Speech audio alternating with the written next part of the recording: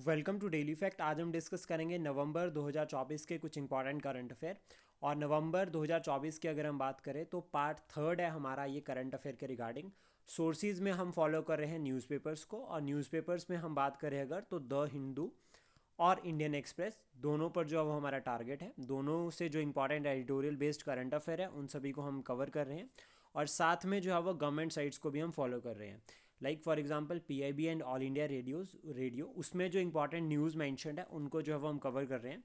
और साथ ही साथ में जो आपका डाउन टू अर्थ के इंपॉर्टेंट एडिटोरियल्स है, जैसे कि हमारा जो फर्स्ट टॉपिक है वो डाउन टू अर्थ से जो है वो हमने उठाया है।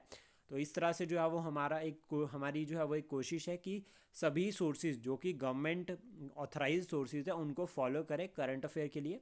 और साथ में ही जो है वो पीवाईक्यू बेस्ड, लाइक जिस तरह से जो है वो एग्ज़ाम में क्वेश्चन अब पूछे जा रहे हैं उसी तरह से जो है वो हम करंट अफेयर को पढ़ेंगे स्टैटिक के साथ लिंक करके। हमारा जो ये इनिशिएटिव है ये prelims as well as mains दोनों के लिए आपको हेल्प करेगा। और हमारी पूरी कोशिश रहेगी कि एक इंटरेस्ट जो है वो बनाया जाए with respect to current affair, क्योंकि करंट अफेयर कहीं ना कहीं जो है वो एक गेम चेंजर रहता है अगर हम बात करें स्पेशली प्रीलिम्स के केस में। और मेंस में भी जो है वो हमें जो है वो कंटेंट या एग्जाम्पल्स की अगर हम बात करें तो आंसर्स में जो है वो अगर हमें एग्जाम्पल्स ऐड करने हैं तो उसके लिए न्यूज़पेपर्स जो है वो बहुत इंपॉर्टेंट रोल प्ले करते हैं। अगर आप हमारे साथ नए जुड़े हो तो आप हमारे इनिशिएटिव को सब्सक्राइब कर सकते हैं और साथ में शेयर कर सकते हैं। प्लस टेलीग्राम पर आप हमारे सभी इनिशिएटिव्स के रिगार्डिंग जो है वो प्रॉपर इन्फॉर्मेशन जो है वो चेक कर सकते हैं, और डेली एमसीक्यूज जो हम करंट अफेयर के करते हैं उनको भी जो है वो आप अटैम्प्ट कर सकते हैं। शुरुआत करते हैं कुछ इंपॉर्टेंट करंट अफेयर के साथ। तो सबसे पहला जो टॉपिक है वो है क्लाइमेट चेंज के रिगार्डिंग। ये क्लाइमेट चेंज का जो इम्पैक्ट है वो स्मॉल आइलैंड्स डेवलपिंग जो स्टेट्स हैं उनके ऊपर क्या पड़ता है, इम्पैक्ट उनके ऊपर किस तरह से जो है वो पड़ रहा है। प्लस ये स्मॉल जो आइलैंड्स की हम बात कर रहे हैं ये कौन कौन सी कंट्रीज़ जो है वो इंक्लूड होती है इसमें। तो पहला पॉइंट तो हमें याद रखना है कि ये वो आइलैंड ग्रुप है जो कि कॉमन चैलेंजेस फेस कर रहे हैं with respect to climate change. और इन जो एक कॉमन चैलेंजेस है इसकी वजह से जो है वो सोशल इकोनॉमिक और एनवायरमेंटल जो है वो वनरेबिलिटीज़ जो है वो क्रिएट हो रही है। और उसके बाद फिर इन आइलैंड ग्रुप ने जो है वो सभी ने मिलकर साथ में जो है वो ऑर्गेनाइजेशन बनाई अगेंस्ट क्लाइमेट चेंज को टैकल करने के लिए इनिशिएटिव्स। और जो इमिशंस जो है वो आपके डेवलप्ड या डेवलपिंग कंट्रीज़ ने जो रिलीज़ कर रहे हैं उनको एड्रेस करने के लिए, उनके अगेंस्ट जो है वो वॉइस रेज करने के लिए ये सभी ग्रुप्स जो है, ये सभी आइलैंड ग्रुप्स जो है वो इकट्ठा होकर जो है वो एक साथ जो है वो वॉइस रेज कर रहे हैं। तो प्राइमरली अगर हम बात करें कौन कौन से रीजन्स जो है वो इस आइलैंड, अगर हम इस आइलैंड ग्रुप में इंक्लूड होते हैं बात करें तो कैरिबियन आइलैंड सबसे पहला पॉइंट। जोग्राफिकली हम ये पॉइंट्स को जोग्राफिकली जो है वो हम रीजन्स को देख रहे हैं। तो कैरिबियन आइलैंड नेशंस, जितने भी कैरिबियन जो रीजन है उसमें जो आइलैंड्स है वो इसमें इंक्लूड हो रहे हैं। पैसिफिक और अटलांटिक रीजन में जो आइलैंड हो रहे हैं इंक्लूड। प्लस साथ में इंडियन ओशियन और साउथ चाइना सी, यानी कि ऑलमोस्ट जितने भी ओशियन रीजन में जो बड़े बड़े रीजन्स हैं उसमें जो आइलैंड ग्रुप्स हैं वो अलग से कंट्रीज़ हैं, वो सभी जो है वो इसका जो है वो पार्ट है। और ये सभी जो है वो वॉइस रेज करते हैं अगेंस्ट जो कि क्लाइमेट चेंज में जो है वो चैलेंजेस फेस किए जा रहे हैं due to the developing and developed countries. उसके बाद इम्पैक्ट की अगर हम बात करें कि क्या क्या जो है वो इम्पैक्ट बढ़ रहा है, और ये इम्पैक्ट में जो डाटा मेंशन है ये हमें मेंस में हेल्प कर सकता है। तो सबसे पहला है कि वनरेबिलिटीज़ इंक्रीज़ हो रही है। अब हमें इसको जस्टिफाई करना पड़ेगा, तो सबसे पहले हम बता सकते हैं कि loss of revenue almost around 3 to 5 time जो है वो लॉस हो रहा है as compare to the other nations. Island countries को नुकसान कितना हो रहा है, अगर मान लीजिए कि किसी को जो है वो 3%, कोई अदर नेशन है जिसको जो है वो 3% नुकसान हो रहा है, तो 3% का 3 to 5% टाइम्स मोर, यानी कि ऑलमोस्ट 15% के अराउंड जो है वो लॉस हो रहा है एक क्लाइमेट चेंज की वजह से एक आइलैंड नेशन को। उसका डायरेक्ट इम्पैक्ट में अगर हम बात करें तो साइक्लोन्स, और इसमें आप एग्जांपल ऐड कर सकते हैं जो फिजी में जो है वो फ्लड्स आए थे 2016 में। इनडायरेक्ट इम्पैक्ट की अगर हम बात करें तो इफेक्ट ऑन इकोनॉमी, जो हमारा सप्लाई चेन मैकेनिज्म है वो इफेक्ट हो रहा है, इससे एम्प्लॉयमेंट लॉस हो रही है specially in the coastal region due to the rise in sea level. Then उसका जो आपके इंफ्रास्ट्रक्चरल चैलेंजेस यहाँ पर आप जो है वो उसको हाईलाइट कर सकते हैं।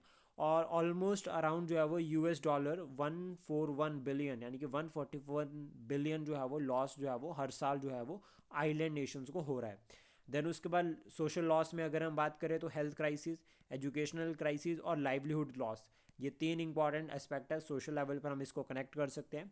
और इससे जो है वो एक ओवरऑल चैलेंज निकल कर आता है, दैट इज़ योर डिसप्लेसमेंट, जिसको जो है वो हम बता सकते हैं एक्स्ट्रा पॉइंट में, इसको भी हम साथ में ऐड कर सकते हैं। मेजर इनिशिएटिव्स, तो सबसे पहला जो इनिशिएटिव है वो है कि इंफ्रास्ट्रक्चरल, जो मेजर इनिशिएटिव्स है सरकार की तरफ से, infrastructural resilience accelerator fund, foreign assistance provide की जा रही है like aid and other assistant, alliance of small island nations, जो कि अलाइंस हमने देखी कि स्मॉल छोटे छोटे आइलैंड्स हैं वो सभी जो है वो एक साथ मिलकर जो है वो जो वनरेबिलिटीज़ इंक्रीज़ हो रही हैं उसके अगेंस्ट जो है वो एफर्ट्स कर रहे हैं। Coalition for disaster resilience infrastructure, new loss and damage fund, तो कहीं ना कहीं इंटरनेशनल लेवल पर अगर हम बात करें तो फंडिंग फाइनेंशियल असिस्टेंस की जो प्रोवाइड करने की जो बात की जा रही है। देन उसके बाद हमें जो फोकस करना चाहिए, तो सबसे पहला फाइनेंशियल रिस्पॉन्सिबिलिटी को जो है वो और ट्रांसपेरेंट और अकाउंटेबल बनाना चाहिए। इफेक्टिव यूटिलाइजेशन ऑफ फंड्स, की जो फंड्स जो है वो दिए जा रहे हैं, अलोकेट किए जा रहे हैं, उनका जो है वो इफेक्टिव यूटिलाइजेशन होना चाहिए। एक कॉपरेटिव मॉडल को प्रमोट करना चाहिए at international level. Raise demand in international institutions, ठीक है, फॉर एग्जांपल है ये क्लाइमेट चेंज के रिगार्डिंग, और प्लस साथ में जो इमिशंस हम रिलीज़ कर रहे हैं उसको एड्रेस करने के लिए भी हमें जो है वो एक तरह से जो है वो साइंटिफिक सॉल्यूशंस को ढूंढना चाहिए। तो इस तरह से जो है वो हम एक क्वेश्चन को जो है वो या फिर एक टॉपिक को जो है वो आंसर फॉर्मेट में कवर कर सकते हैं। देन उसके बाद नेक्स्ट है world first CO2 to methanol plant launched by the NTPC at Vindhyachal. तो सबसे पहला यहाँ पर आपके लिए क्वेश्चन है जिसका आंसर आपको कमेंट बॉक्स में करना है कि विंध्याचल में जो हाईएस्ट पीक है वो कौन सी है। देन उसके बाद NTPC की अगर हम बात करें तो NTPC ने यहाँ पर जो है वो also developed it's first indigenous methanol synthesis catalyst, ये इसको भी जो है वो साथ में डेवलप्ड किया है, और इसको जो है वो कंसिडर किया जा रहा है as a historic step in the carbon management and sustainable fuel production. Methanol की अगर हम बात करें तो केमिकल फार्मूला जो है वो CH3OH है, ऑल्सो नोन एज मिथाइल और वुड एल्कोहल, ठीक है, सिंपलेस्ट एल्कोहल फॉर्म है ये, and mix completely with water, इसको जो वो ये कम्प्लीटली जो है वो वाटर के साथ मिक्स हो जाती है। ये जो प्रॉपर्टीज़ है ये एग्ज़ाम में पूछी जाती है, तो इसलिए ये जो है वो बहुत ज़्यादा इंपॉर्टेंट है। It is clear, colourless, flammable, liquid and destructive order similar to the ethanol. Then ये नहीं, एथेनॉल का मतलब your it is your drinking alcohol, उसके साथ सिमिलर मिलता जुलता है। बेनिफिट्स की अगर हम बात करें तो सबसे पहला हमें क्लियर याद रखना है, एनर्जी स्टोरेज में काम करेगी, हेल्प करेगी। It's helps in achieving net zero target, net zero target को अचीव करने के लिए भी हेल्प करेगी, क्योंकि कहीं ना कहीं जो इमिशन लेवल की अगर हम बात करें एज कम्पेयर टू अदर जो है वो आपका कम एमिट करती है। देन उसका strengthen India's vision of methanol economy, कि जो मिथेनॉल इकॉनमी का जो हम विज़न देख रहे हैं उसको अचीव करने में हमारी हेल्प करेगा। इट्स हेल्प इन अचीविंग और रिड्यूसिंग द CO2 एमिशन, कहीं ना कहीं जो आपका CO2 एमिशन जो हम कर रहे हैं उसको एड्रेस करने में भी जो है वही हमारी हेल्प करेगा, उसको टारगेट करने में, उसको इजीली जो हमारा टारगेट है CO2 को कम करने का एमिशन का, उसमें भी हमारी ये हेल्प करेगा। देन उसके बाद नेक्स्ट है minority status to Aligarh Muslim University. तो ये रिसेंट वर्डिक्ट है सुप्रीम कोर्ट का, और 4:3 की मेजॉरिटी के साथ जो है वो सुप्रीम कोर्ट ने यह वर्डिक्ट दिया, जिसमें सुप्रीम कोर्ट ने ओवर रूल किया है अपनी जजमेंट को जो 1967 में दी थी उन्होंने एस अजीज़ भाषा केस में। आज एस अजीज़ भाषा versus union of India case हुआ था 1969 में, जिसमें सुप्रीम कोर्ट ने ये कहा था कि AMU यानी कि Aligarh Muslim university can not claim minority status under article 30 sub clause 1 of the Indian constitution. तो यहाँ से जो है वो आर्टिकल 30 और 29 दोनों जो है वो बहुत इंपॉर्टेंट हो जाते हैं। साथ में जो है वो यहाँ पर ये भी कहा था उन्होंने कि जो आपका मुस्लिम यूनिवर्सिटी है ये अलीगढ़ मुस्लिम यूनिवर्सिटी, ये जो ना तो ये एक तरह से जो है वो means it was neither established nor administered, ठीक है, और ये जो है वो माइनॉरिटी जो है वो नहीं है according to this state verdict जो 1967 में हुआ था। ये एक सेंट्रल यूनिवर्सिटी है जो एस्टेब्लिश की गई है AMU एक्ट 1920 के अंडर। अभी जो रिसेंट इसके बाद क्या हुआ, फिर पार्लियामेंट ने एक एक्ट पास किया, AMU एक्ट अमेंडमेंट की गई और 1981 में हुआ, जिसके थ्रू जो है वो माइनॉरिटी स्टेटस दिया, यानी कि जो एक्ट का रेफरेंस जो है वो सुप्रीम कोर्ट ने लिया था, इस एक्ट में ही जो है वो पार्लियामेंट ने अमेंडमेंट कर दी। बट लेकिन इस जो ये अमेंडमेंट की गई थी इसको हाई कोर्ट जो इलाहाबाद हाई कोर्ट था उसने स्ट्रक डाउन कर दिया था इन 2006, और बेस जो है वो कहा था 1967 के वर्डिक्ट को। देन उसके बाद ये जो आपका यहाँ पर डिसीजन जो है इलाहाबाद कोर्ट ने लिया था ये चैलेंज हुआ सुप्रीम कोर्ट में, और सुप्रीम कोर्ट ने रिसेंटली क्या किया है, Supreme Court now referred the issue of the AMU minority status under the article 30 to a regular bench based on the principle of established in this judgment, यानी कि जो अभी जजमेंट दी है उसके अंदर जो प्रिंसिपल की बात की है कि माइनॉरिटी स्टेटस देना है, उसके लिए एक रेगुलर बेंच को जो है वो पूरा का पूरा जो है वो इशू ट्रांसफ़र किया है। एएमयू की अगर हम बात करें तो 1875 में बनाई गई थी और इसके फाउंडर जो थे वो थे सर सैयद अहमद अली। इनका जो मेन ऑब्जेक्टिव था वो ये था कि जो मुस्लिम कम्युनिटी है उसमें वेलफेयर को प्रमोट करना, उनको अपग्रेड करना मॉडर्न टाइम के अकॉर्डिंग, और मुस्लिम कम्युनिटीज़ को जो है वो साइंटिफिक लाइन पर जो है वो लेकर जाना डेवलपमेंट के पाथ पे। तो ये जो है वो की टारगेट था एक तरह से। उसके बाद नेक्स्ट टॉपिक जो है वो इंडिया एंड तालिबान के बारे में है, यानी कि भारत और तालिबान की सरकार। अब यहाँ पर इंडिया की first official meeting with Taliban, यहाँ पर डिफेंस मिनिस्ट्री जो है वो आपस में बात करेंगे।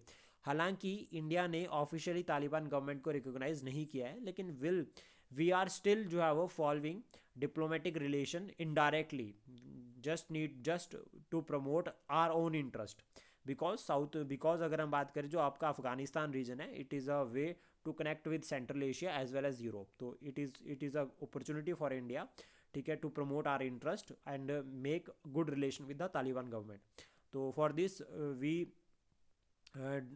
रिसेंटली डू डिप्लोमेटिक टॉक्स या we recently do defence talks. तो इस तरह से जो है वो हम एक बता सकते हैं कि हमने जो है वो ऑफिशियली मीटिंग करी है। और की फैक्टर की अगर हम बात करें तो इंडिया ने ऑफिशियली रिकॉग्नाइज नहीं किया है अभी, जो हमने अभी देखा। तो ये प्रोग्मेटिक जो है वो आपका जो है वो एक तरह से जो है वो एंगेजमेंट है to protect India's own interest, specially जो है वो ये हमारा टारगेट है। और सेंट्रल एशिया के लिए जो है वो रीजनल कनेक्टिविटी के लिए अफगानिस्तान जो है वो बहुत इंपॉर्टेंट रोल प्ले करता है। एंड अफगानिस्तान की अगर हम बात करें तो 106 किलोमीटर की जो है वो बाउंड्री शेयर करता है भारत के साथ। देन उसके बाद इंपॉर्टेंट पॉइंट है कि भारत का इंटरेस्ट क्या है अफगानिस्तान में। तो सबसे पहला है सिक्योर इन्वेस्टमेंट, कि जो भारत ने ऑलरेडी इन्वेस्टमेंट कर रखी है हमें उसको प्रोटेक्ट करना है। उसके बाद जियोपॉलिटिकल अगर हम बात करें तो उसमें एक तो सेंट्रल एशिया के साथ हमारी कनेक्टिविटी को प्रमोट करता है। सेकंड, हमें जो अगर पाकिस्तान को काउंटर करना है तो उसके लिए अफगानिस्तान की सपोर्ट होना काफ़ी ज़रूरी है। रीजनल स्टेबिलिटी को मेंटेन करना भी जो है वो की एस्पेक्ट है। देन उसके बाद इकोनॉमिक लेवल पर अगर हम बात करें तो ट्रेड एंड कॉमर्स जो है वो की पिलर रहता है इसके रिगार्डिंग।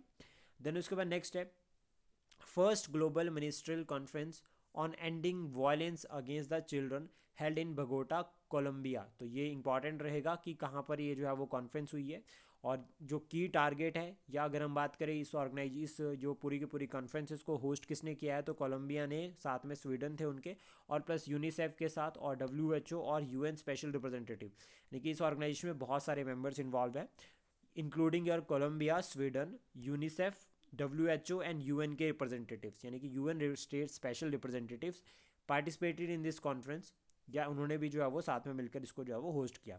अभी की फैक्टर्स की अगर हम बात करें तो वॉयलेंस के रिगार्डिंग ये कहा क्या है कि almost more than half of the children in at world level पर हम यहाँ पर बात कर रहे हैं, फेस कर रहे हैं all type of violence, specially physical, emotional और इल ट्रीटमेंट और सेक्सुअल अब्यूज़, और यहाँ पर ऑनलाइन एक्सप्लॉयटेशन को भी इंक्लूड किया जा रहा है। वॉयलेंस एक्टिविटीज़ में जो है वो आधे से ज़्यादा जो है वो चाइल्ड पॉपुलेशन इफेक्ट हो रही है, और इसके कॉन्सिक्वेंसेज जो देखे जा रहे हैं, सबसे पहला जो देखा जा रहा है वो हेल्थ और साइकोलॉजिकल इम्पैक्ट पड़ रहा है, फिजिकल इम्पैक्ट इसके ऊपर देखा जा रहा है, और डेवलपमेंट डिसरप्शंस भी जो है वो साथ में देखी जा रही है। तो इसके रिगार्डिंग मेजर्स की अगर हम बात करें कि सरकार ने वर्ल्ड लेवल पर अगर हम बात कर रहे हैं यहाँ पर, तो एविडेंस बेस्ड स्ट्रेटजीज़ को फॉलो किया जा रहा है, सेफर लर्निंग स्पेसिस को प्रमोट किया जा रहा है, न्यूज़ डिजिटल सेफ्टी इनिशिएटिव्स को जो है वो लॉन्च किया जा रहा है, प्लस साथ में एक कॉपरेटिव जो है वो और एक साथ में ट्रांसपेरेंट सिस्टम को जो है वो फॉलो किया जा रहा है।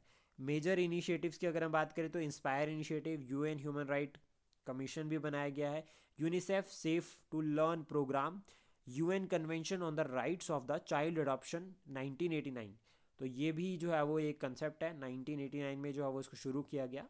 देन उसके बाद भारत के लेवल पर अगर हम बात करें तो सबसे पहला तो हमारे आर्टिकल्स होते हैं फंडामेंटल राइट्स, जिसमें हम आर्टिकल 917 की बात करते हैं, abolition of untouchability, article 21A की बात करते हैं, right to education, article 23 and 24 की अगर हम बात करें तो जो लिंक करता है एक तरह से चाइल्ड लेबर या फोर्स लेबर, सबसे पहले 23 में, और चाइल्ड लेबर आता है आपका 24 में।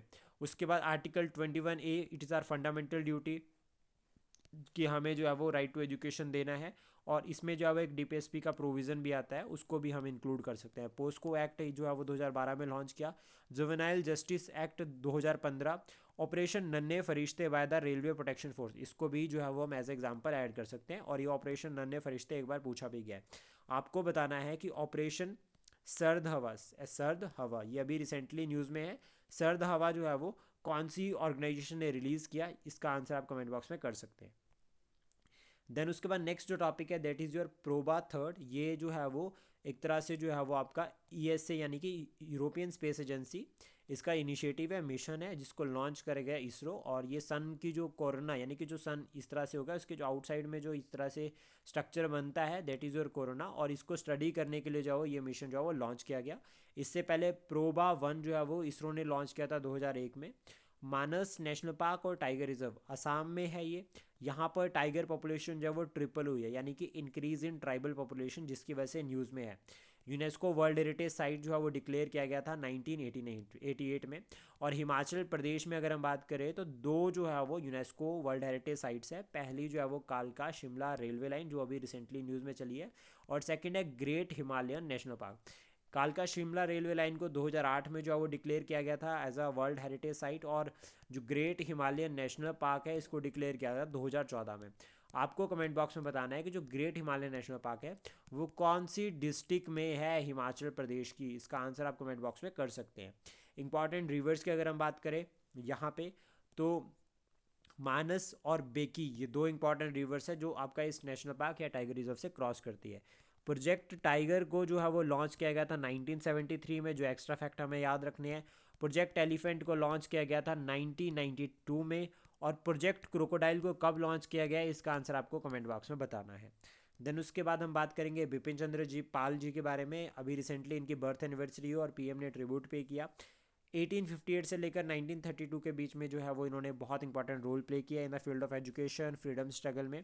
इंपॉर्टेंट है पॉइंट जो हमें याद रखना है, opposed Gandhi ji during NCM over the fact that it did not address the concept of self government, कि जो गवर्नमेंट सेल्फ गवर्नमेंट का जो हमारा कंसेप्ट था गांधी जी ने कहीं ना कहीं एनसीएम में उसको डाइल्यूट कर दिया, तो ऐसा जो है वो इनका मानना था, इसलिए इन्होंने क्रिटिसाइज़ किया, सपोर्ट नहीं किया। देन उसके बाद जो इंपॉर्टेंट पॉइंट आता है कि एक फ्रीडम फाइटर और एक्सट्रीमिस्ट लीडर थे, हमें याद रखना है। और यहाँ पे बाल, लाल और पाल इन तीनों की आइडियोलॉजी जो है वो बहुत ज़्यादा जो है वो फेमस रहती है। बाल गंगाधर तिलक, लाला लाजपत राय और बिपिन चंद्र पाल। देन उसके बाद मेंबर ऑफ ब्रह्मो समाज यानी कि ब्रह्मो समाज के भी ये मेंबर रहे हैं। पार्टिसिपेटेड इन स्वदेशी मूवमेंट 1905 में एंटी पार्टीशन मूवमेंट लॉन्च की गई थी जिसमें इन्होंने पार्टिसिपेट किया था। इवन ये जो है वो इम्प्रिजेंट हुए थे with his refusal to give evidence against the Aurobindo Ghosh in Vande Mataram sedition case. Vande Mataram sedition case में जो है वो उन्होंने मना कर दिया था औरोबिंदो घोष के अगेंस्ट जो है वो एविडेंस देने से, जिसकी वजह से इन्हें जो है वो जेल भी हुई थी। ये इंपॉर्टेंट पॉइंट्स हमें याद रखने हैं। उसका जर्नल्स या न्यूज़पेपर्स की अगर हम बात करें या बुक की तो न्यू इंडिया जो है वो इनका वीकली था। देन उसके बाद अगर हम बात करें हिंदू रिव्यू, ये भी जो है वो मंथली जर्नल इनका रहा है। The new economic menace of India ये बुक जो है वो उन्होंने लिखी है, तो इसमें भी कहीं ना कहीं जो है वो इकोनॉमिक एक्सप्लॉयटेशन जो ब्रिटिशर्स ने किया उसको जो है वो रिफ्लेक्ट किया गया है। देन उसके बाद इंपॉर्टेंट टॉपिक है प्रीलिम्स और मेंस दोनों के लिए डिक्लाइनिंग फर्टिलिटी रेट। ये कंसर्न है सम स्टेट्स के लिए, कुछ स्टेट्स के लिए, और कुछ स्टेट्स के लिए समस्या नहीं बनी हुई है, लेकिन कुछ स्टेट्स के लिए बहुत बड़ी समस्या है। जैसे फॉर एग्जांपल तमिलनाडु और आंध्र प्रदेश की अगर हम बात करें, तमिलनाडु में जो TFR है यानी कि टोटल फर्टिलिटी रेट वो 1.4 है, और आंध्र प्रदेश में 1.5, यानी कि बहुत कम होता जा रहा है। और नेशनल लेवल पर अगर हम बात करें तो 2.1% है, लेकिन ये यूनिफॉर्म नहीं है। तो जिस तरह से यहाँ पर हम वेरिएशन देख रहे हैं वहीं यूपी में जो है वो 2.7% है, और बिहार में स्टिल जो है वो अभी 3% है। फैक्टर्स फॉर डिक्लाइन की क्यों जो है वो ये आपका टोटल फर्टिलिटी रेट जो है वो डिक्लाइन हो रहा है, तो इसका सबसे पहला कारण है फैमिली प्लानिंग सिस्टम को जो है वो अडॉप्ट किया जा रहा है मैसिवली, या अगर हम बात करें मैसिव लेवल पे, और specially at cities level. Then उसके बाद एजुकेशनल इंपावरमेंट ऑफ वुमेन, ये भी एक इंपॉर्टेंट फैक्टर रहता है। और साथ में मैरिज एज जो है वो अब उसको जो है वो इंक्रीज़ कर दिया गया है। इवन अगर हम बात करें विदाउट एक्ट, एक तरह से जो है वो कन्वेंशन की तरह इसको फॉलो किया जा रहा है, तो उसमें जो है वो प्रॉफिट हो रहा है। और साथ में जो है वो इंक्रीज़ इन लिविंग कॉस्ट की जो हमारी लिविंग कॉस्ट है उसमें भी जो है वो इम्प्रूवमेंट देखी गई है। कंसर्न्स की अगर हम बात करें तो एजिंग पॉपुलेशन फैक्टर रहता है with respect to the total fertility rate, जैसा कि अभी जापान और अगर हम बात करें रशिया में तो वहाँ पर एज्ड लोग जो है वो बहुत ज़्यादा है। पॉपुलेशन चैलेंजेस रहते हैं, sorry political challenges plus population challenges भी रहते हैं इसके रिगार्डिंग। पॉलिटिकल लेवल पर अगर हम बात करें तो जैसे कि ग्रांट इन एड, तो वो जहाँ पर पॉपुलेशन के बेसिस पर दी जा रही है तो उधर ज़्यादा दी जाएगी, जहाँ पे कम है तो वहाँ पे इफेक्ट रहता है, जो कि साउथ इंडियन स्टेट्स क्लेम भी करते हैं। इकोनॉमिक लेवल पर अगर हम बात करें तो फाइनेंशियल जो है वो डिस्ट्रीब्यूट रेज हो सकते हैं, loss of labour and labour shortage, ये भी इंपॉर्टेंट पॉइंट है। देन उसके बाद नेक्स्ट जो टॉपिक है that is exercise Austro Hind. ये जो है वो आपका इंडिया और ऑस्ट्रेलिया के बीच में होती है, और ये जो है वो एक मिलिट्री एक्सरसाइज है जिसका थर्ड एडिशन जो है वो पुणे महाराष्ट्र में होने जा रहा है। मौलाना अबुल कलाम आज़ाद के बारे में अगर हम बात करें तो 181 यानी कि 1888 में इनका बर्थ हुआ था, और इनकी डेथ जो है वो 1958 में हुई थी। First education minister of India, और इनकी जो बर्थ एनिवर्सरी है उसको सेलिब्रेट करते हैं as a national education day, और 11 नवंबर को जो है वो नेशनल एजुकेशन डे को जो है वो अब सेलिब्रेट किया जाता है। इनका बर्थ कहाँ पर हुआ था? मक्का, सऊदी अरेबिया में। उसके बाद अगर हम बात करें कि फर्स्ट ये एजुकेशन मिनिस्टर थे आफ्टर इंडिपेंडेंस, 1947 से लेकर 1958 तक जो है वो ये एज ए एजुकेशन मिनिस्टर रहे। आईएनसी के प्रेसिडेंट रहे हैं। स्पेशल सेशन हुआ था दिल्ली का जो 1923 में हुआ था, जिसको इन्होंने प्रिसाइड किया था, और एक रामगढ़ सेशन हुआ था 1940 का, जिसको भी जो है वो आपका अब मौलाना अबुल कलाम आज़ाद ने प्रिसाइड किया था। इन्होंने हिंदू मुस्लिम यूनिटी को प्रमोट करने के लास्ट तक एफर्ट्स किए और कोशिश की पार्टीशन ना हो। इवन अगर हम बात करें प्रेसिडेंट ऑफ ऑल इंडिया खिलाफत कमेटी भी ये रहे हैं 1920 से लेकर 1940। Participated in Dandi March 1930, quit India movement में पार्टिसिपेट किया था, और भारत रत्न मिल रखा है इनको 1992 में। एक तो फॉरनर हो गए सर सैयद अहमद खान। देन दूसरे जो फॉरनर है उसका आंसर आपको कमेंट बॉक्स में बताना है। देन उसके बाद नेक्स्ट जो है वो क्वेश्चन है आपके लिए, इनका आंसर जो है वो आप कमेंट बॉक्स में कर सकते हैं, एज वेल एज जो है वो इनके क्वेश्चंस हम डिस्कस भी करेंगे क्लास में भी, जो है वो हम नेक्स्ट क्लास में इन क्वेश्चंस को जो है वो इनके आंसर्स को डिस्कस करेंगे। तो सबसे पहला है कि adaptation gap report 2024 often mention in news, it is released by the, your options are UNDP, UNEP, WMO and UNEP, IPCC and IUCN. And the correct answer is option B, UNEP जो है वो release करता है जितने भी आपके gap वाली reports है वो यूएनईपी रिलीज़ करता है with respect to environment. Then उसके बाद नेक्स्ट जो क्वेश्चन है वो है global education monitoring report 2024 released by the UNESCO, world bank, UNDP, world economic forum and global education network. And the correct answer is option है, UNESCO जो है वो उसको रिलीज़ करता है। आई होप ये करंट अफेयर आपको अच्छे लगे हो। Please support, share and subscribe daily fact. Thank you for today.